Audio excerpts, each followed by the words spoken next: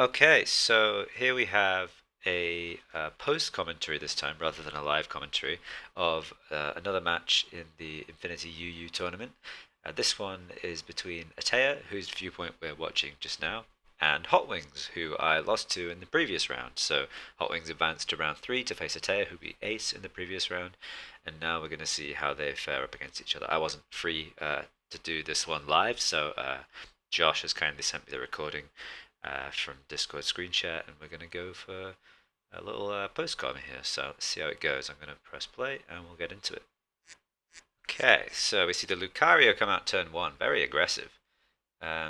Obviously, it's threatening a Swords Dance immediately, so it's hard for Attea to go straight for a Sticky Web. And she makes the very, I would say, safe and smart choice to get a U-turn out just now and go straight into Birdramon, which can always sit on this Lucario no matter what it wants to do. This is, of course, as we saw in Atea's previous match, especially defensive Birdramon rather than physically defensive. So it's going to take, oh yeah, it's going to take quite a lot of damage from that extreme speed there, but still, sufficiently little that it can always roost back up, and it manages to take Lucario out with a Heat Wave. So I think that's a great start for Attea.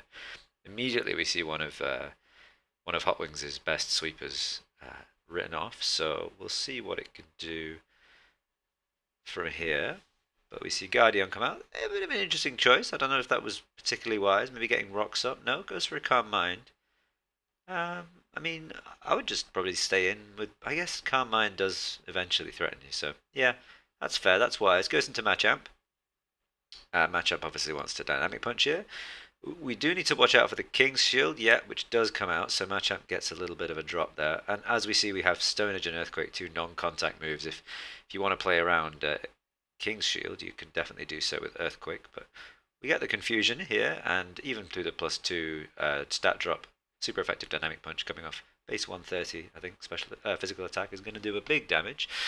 And Guardian now is confused, facing down the barrel of another Dynamic Punch, which comes out due to the confusion preventing King's Shield. And now Machamp's in a great position. I don't really know what you do here because you don't want to switch into anything. You just kind of got to let the Guardian go, which is, I mean, Atea's off to a roaring start. 2 Pokemon down. Barely 2 minutes gone in the video. If we keep this up, it's going to be over in 4 minutes. So 4 arms, 4 minutes. Can Machamp get it done? Oh, we see Bakimon come out, which is going to immediately put a stop to anything Machamp wants to do, because Ghost Poison with Levitate is a nice counter to a fighting type. So what are we going to go into here? Well, okay, fair enough. Obviously,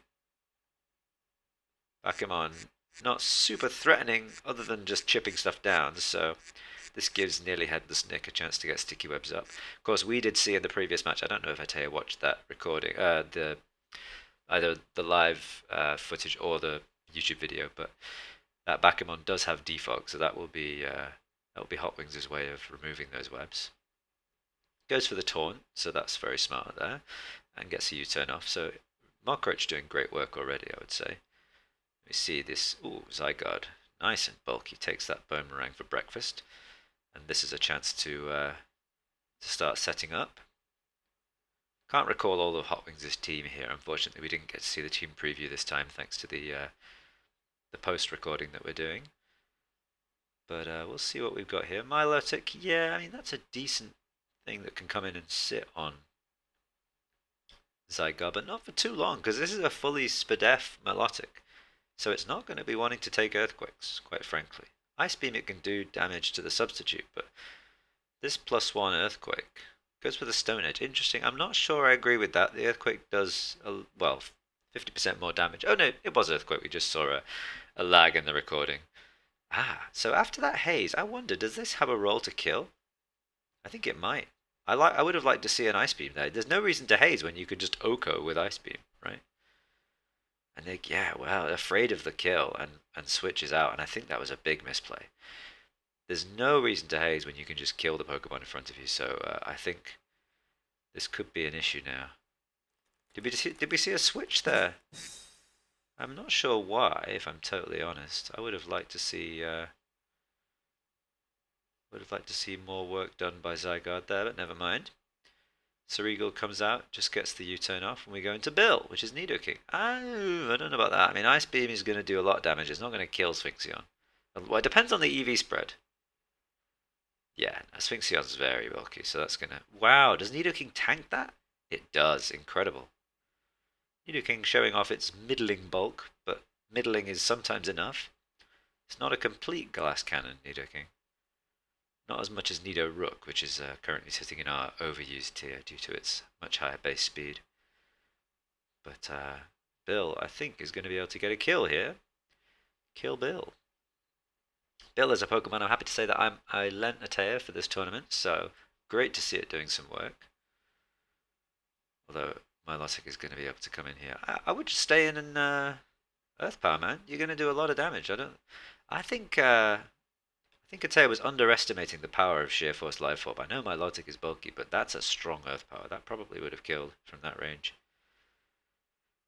Maybe. Maybe not. Okay, Stone Edge comes out. How much does that do? Not very much. So there's the defog, so we get rid of the webs. That's some progress for Hotwings. And now, what on earth do you do against this Pokemon?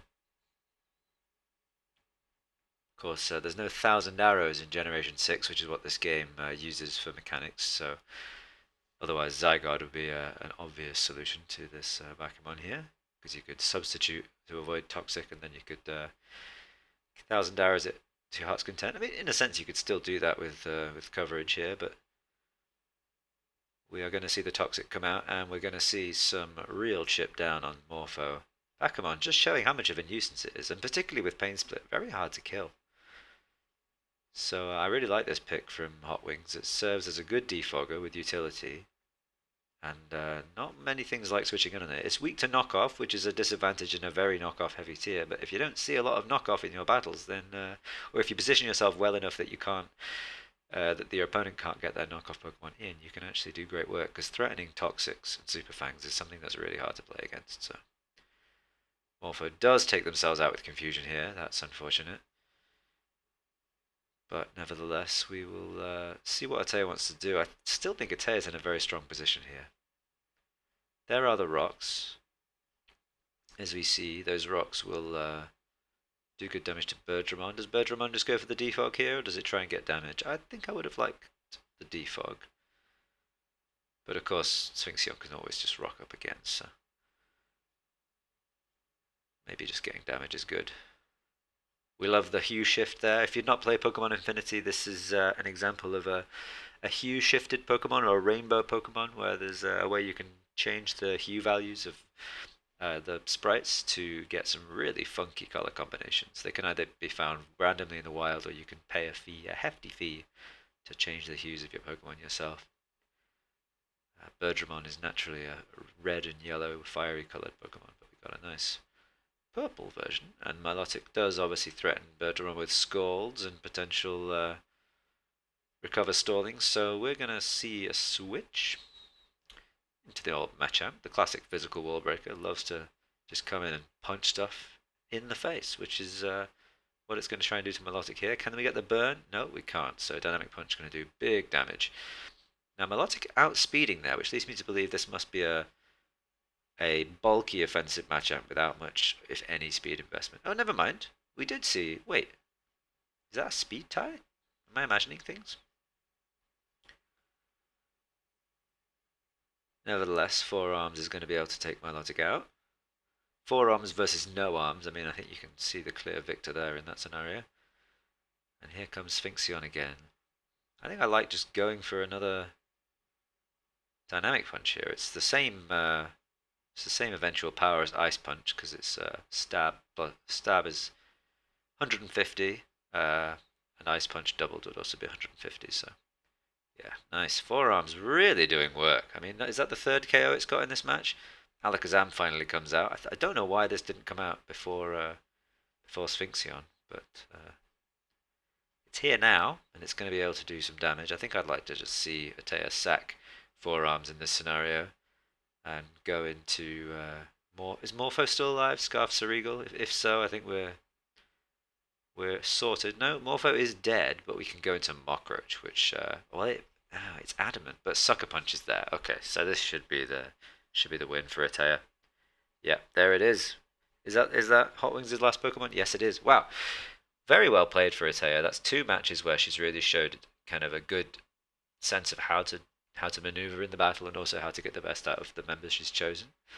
So I'm really impressed. I did a lot of discussions with Attea about possible team selections prior to the tournament and going into it, but she's made some changes of her own, including bringing Machamp in, which clearly has been the wise choice based on how amazingly it's performed. So you'll love to see it. Congratulations, Attea, who advances to the semi-final, I believe. And Hot Wings, commiserations, but you are now down in the lower bracket where you'll face the winner of somebody versus somebody, and you get another chance to try again. So wonderful. We'll see you next time when we have another matchup featuring some other people. See you then.